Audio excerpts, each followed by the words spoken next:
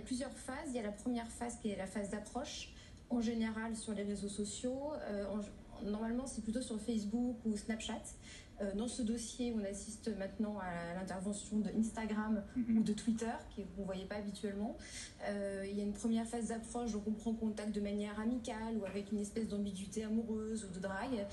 On se voit une première fois et puis rapidement, le sujet de la prostitution intervient. On leur propose de faire des photos dans un premier temps. Et puis, une fois que ces photos sont prises en tenue dénudée, en quelques clics, on les poste sur des sites internet style Viva Street etc.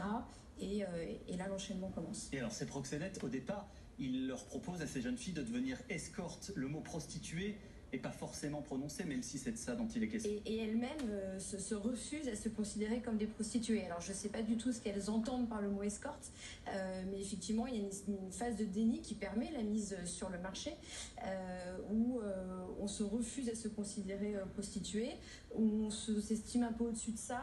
C'est une phase qui correspond aussi à un sentiment de toute puissance, de contrôle de son corps, de prise de la liberté. Ce qu'on attend tous à l'adolescence, c'est ça, c'est prendre sa liberté, s'émanciper de ses parents. Et elles ont l'impression de faire ça en quelque sorte en tombant dans la prostitution. Mais en fait, c'est un piège. Et une fois qu'elles sont dedans et qu'elles s'aperçoivent qu'elles ne peuvent plus en sortir comme ça, qu'elles ne sont plus libres, qu'il faut enchaîner les passes. Et puis une fois qu'elles sont confrontées à la réalité de ce qu'est la prostitution, c'est-à-dire des relations sexuelles non consenties, non désirées, là, il y a une deuxième phase, prise de conscience.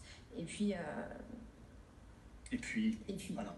Alors le déni qu'on a bien entendu aussi dans l'extrait de complément d'enquête, puisque la jeune fille dit qu'elle va bosser, à aucun moment elle dit qu'elle se prostitue. Alors France Info, et je vous propose d'écouter cela, recueilli témoignage d'une mère, d'une jeune fille victime de ces proxénètes. On l'écoute et on en parle ensuite.